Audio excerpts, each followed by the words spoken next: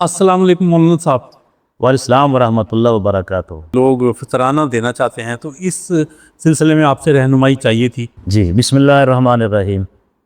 फितराना ईद उल फितर की नमाज से पहले पहले, सुबह सादिक के तुलू होने से पहले पहले जितने भी इंसान की ज़िम्मेदारी में जो अफराद होते हैं उनका सदका फ़ितर देना वाजिब होता है। ठीक। यानी सुबह सादिक के तुलू होने से पहले इंसान की कफ़ालत में, कह लें एक इंसान की कफ़ालत में जितने अफराद होते हैं तो उनका सदका फ़ितर देना वाजिब होता है। और बेहतर है कि वो ईद उल फितर से पहले ही अदा कर दिया जाए ताकि जो ज़रूरतमंद आदमी है वो अपनी ज़रूरत को पूरा कर ले। सदका फ़ितर का निसाब किस पर वाजिब होता है, ये फ़र्ज़ किस पर होता है? जो आदमी ज़कात के निसाब का मालिक हो ईद वाले दिन, उसके ऊपर सदका फ़ितर वाजिब होता है। सही। यानी ज़कात की अदायगी में और सदका फ़ितर की अदायगी में सिर्फ इतना सा फ़र्क है कि ज़कात वाजिब होती है साल के गुजरने के बाद, ठीक। और सदका फ़ितर सिर्फ उसी दिन उतनी मालियत का इंसान मालिक हो।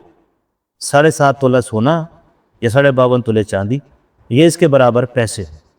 अब चूँकि सोना चांदी और पैसे भी होते हैं तो 52.5 तोले चांदी के बराबर जिस आदमी के पास पैसे हैं ईद वाले दिन, उसके ऊपर सदका फ़ितर वाजिब है। ठीक।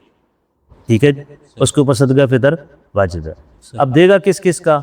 उसकी अपनी औलाद है, नाबालिग भी और बालिग भी, बीवी भी है। अब नाबालिग औलाद क्योंकि इसी की कफ़ालत में है, उनकी तरफ से भी सदका फ़ितर देगा। ठीक है। बालिग औलाद के बारे में इख्तियार है कि वो उनका देना वालिद पर वाजिब नहीं है, क्योंकि वो बालिग हो चुके हैं, ख़ुद ज़िम्मेदार हैं। जिस तरह नमाज उन पर फ़र्ज़ है, अब रोज़ा उनके ऊपर फ़र्ज़ है, इस तरह सदका फ़ितर भी उन्हीं पर फ़र्ज़ है कि वो कमाएँ और दें।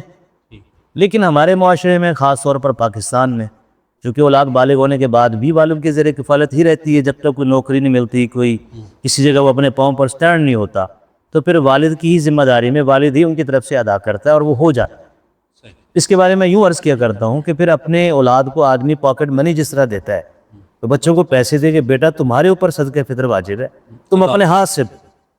बेहतर है कि बालिग औलाद को बाप खुद दे दे पैसे और कि बेटा अपना सदका फ़ितर आप अदा करें। ठीक हो गया। बीवी भी अगर मालदार है, साहिब निसाब है, तो शौहर पर उसकी तरफ से सदका फ़ितर देना वाजिब नहीं। जिस तरह ज़कात शौहर नहीं देगा, वो ज़कात खुद वो औरत ही देती है, शौहर तो नहीं देता कि वो निसाब की मालिक है। लेकिन अगर वो निसाब की मालिक नहीं है और ये शौहर ही उसकी सारा नान नफ़का उठा रहा है, ज़िम्मेदार है, कहीं वो मुलाजमत भी नहीं करती, तो फिर शौहर इसकी तरफ से अदा कर देगा, वो अदा हो जाएगा। और अगर कोई मुलाजमत खुद करते मुलाजमत, तो अपना सदका फ़ितर वो खुद देते। ठीक है। अब देना कितना है? शरीयत ने मुकर्रर की है एक आदमी का जो सदका फ़ितर है, और गंदम के हिसाब से देना है तो निस्फ़ सा एक पैमाने को कहते हैं, जो हमारी मुरव्वज जो किलो वगैरह है उसमें बनता है 2.25 किलो, एक शरीय 75 किलो, निस्फ़ सा। यानी पूरा अगर आप इसको डबल कर लें, पूरा सा कर लें, फिर ये बन जाएगा 3.5 किलो। 2.25 3.5 किलो हो जाएगा ना जी, एक शरीय 75 एक शरीय 75। तो अगर आपने गंदम के हिसाब से देना है तो आज के दौर में 2.25 किलो गंदम के जितने पैसे हैं वो एक आदमी की तरफ से कम अज़ कम ये सदका फ़ितर बनता है। ठीक। लेकिन बेहतर यह है कि जो अमीर लोग हैं, फिर इसके अलावा निसाब है जौ का, खजूर का और किशमिश का। जौ अगर देनी है वो भी पूरा एक सा देना होगा, यानी 3.5 किलो का जो रेट है जौ का इस वक्त, वो देंगे आप 3.5 किलो। और अगर खजूर के एतबार से देना है वो भी 3.5 किलो खजूर के जितने पैसे हैं इस वक्त जो बाज़ार में रेट है खजूर का 3.5 किलो का, या किशमिश जो है 3.5 किलो की, ज़रा उसके हिसाब से पैसे ज़्यादा बनेंगे, गंदम के एतबार से पैसे ज़्यादा बने। तो जो गरीब हैं, कमज़ोर हैं, सदका फ़ितर देना चाहते हैं, बसा औक़ात ऐसे भी होता है कि आप शायद निसाब नहीं है, आपके ऊपर सदका फ़ितर वाजिब ही नहीं है, लेकिन फिर भी ये आदमी देता है कि यार अल्लाह ने एक अमल दिया है। जिस तरह हमारे ऊपर कई लोगों पर हज फ़र्ज़ नहीं होता, हाँ, फिर भी लेकिन फिर भी नफल हज कराते हैं, ये सादत तो है ना जी। सही। इस तरह उम्रा तो फ़र्ज़ वाजिब है ही नहीं, आदमी उम्रा करने जाता है, लाखों रुपए खर्च करके आता है, जबकि अगर पूछा जाए कि ना तो वो फ़र्ज़ था ना सुन्नत वाजिब, कुछ भी नहीं था, लेकिन आपको अल्लाह ने शौक़ दिया, ज़ौक़ दिया। इस तरह सदका फ़ितर निसाब के मालिक आप नहीं, लेकिन आपके पास उतने पैसे तो हैं कि आप कहते हैं यार मैं सदका फ़ितर दे तो सकता हूँ ना, सही, तो वो भी दे, तो वो गंदम के हिसाब से दे दे। सही। और जो अमीर हैं वो जौ के हिसाब से और किशमिश के हिसाब से ईद नमाज़ पढ़ने से पहले पहले अदा कर, ईद नमाज़ पढ़ने से पहले पहले अदा बिल फ़र्ज़ ईद नमाज़ पढ़ ली, आपको पता नहीं था मसले का, या मसले का बाद में पता चला, या किसी वजह से आप ना दे सके, अब ये आपके ज़िम्मे खड़ा है, आपने इसको देना है, ईद के बाद भी आप दे दें। عید نماز پڑھنے کے بعد ہی آپ لے ابھی لیں. کوئی دینا چاہتے ہو تو ابھی آج کل دے سکتے ہیں. رمضان میں چونکہ ثواب کئی گنا بڑھ جاتا ہے تو رمضان میں اس لیے لوگ دیتے ہیں. ابھی دینا چاہیں تبھی دے دیں تاکہ جس کو دیا جا رہا ہے وہ بھی عید کی تیاری کر لے. اور اگر بالفرض میں کہتا ہوں نا نہیں دے سکے آپ تو اب یہ نہیں ہے کہ عید کی نماز پڑھ لیجیے عید تو گزر گئی اب صدقہ فطر بھی ختم ہو گیا.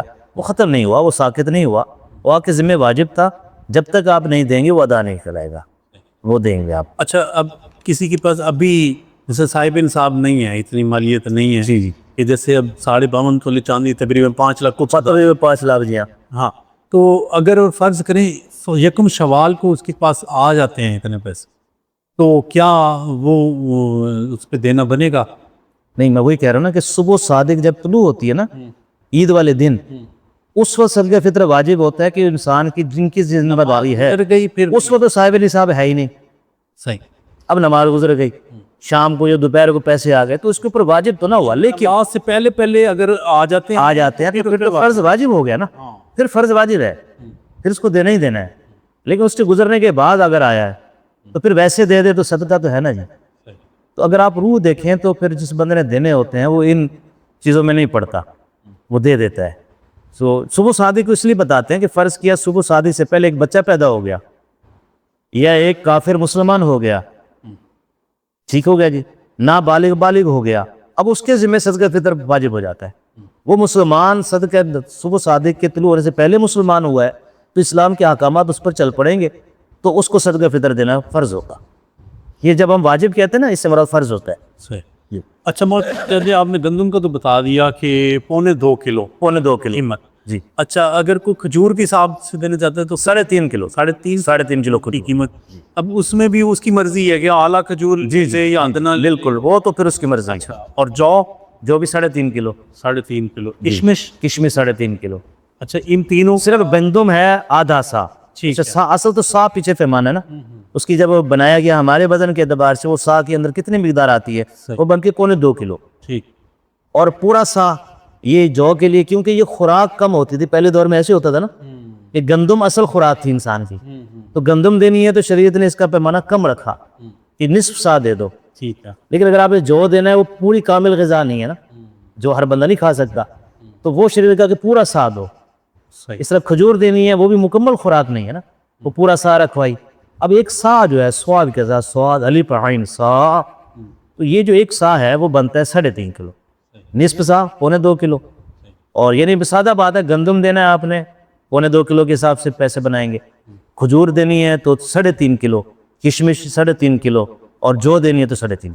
اچھا زکوٰۃ اور اس میں فرق یہ ہو گیا کہ وہ اس پہ سال گزرنا سال کا راؤنڈ چاہیے, اور اس یہ فی الفور اسی وقت, کیونکہ یہ اسی وقت فرض ہوتی ہے نا, اسی وقت فرض ہوتی ہے. اچھا دینا کس کو ہے مولانا صاحب؟ بالکل جن کو زکوٰۃ دی جاتی ہے انہیں کو صدقہ فطر آپ دے سکتے. اچھا ٹھیک ہے. کیا جو زکوٰۃ کے زکوٰۃ جن کو دی جا سکتی ہے, جو زکوٰۃ کے مستحق افراد ہیں وہی صدقہ فطر کے مستحق افراد ہیں. یعنی اس میں اپنے جو آپ کے ماں باپ یا اولاد ہیں ان کو نہیں دے سکتے. وہی وہ اصول زکوٰۃ والا, ٹھیک ہے. اصول کو بھی نہیں دے سکتے, یعنی باپ دادا پردادا, فروع کو بھی نہیں دے سکتے, بیٹا پوتا نواسا نیچوں کو نہیں دے سکتے. اس کے علاوہ بہنوں کو, بھائیوں کو, غریب ہیں مستحق ہیں ان کو دے دیں, اور ان کو ہی دینا زیادہ بہتر ہے. بھائیوں کو ہی دیا جائے, بہنوں کو, بیت کو نہیں دے سکتے, اہل بیت کو نہیں دے سکتے. صدقہ ان کے لیے تو تحفہ ہے نا, ٹھیک جی وہ دیں گے آپ ان کے لیے. ٹھیک ٹھیک, تو وہی نصاب. ٹھیک ہے مولانا صاحب, یہ بڑی مہربانی ہے. مہربانی, شکریہ. کلیئر ہو گیا صدقہ فطر. الحمدللہ.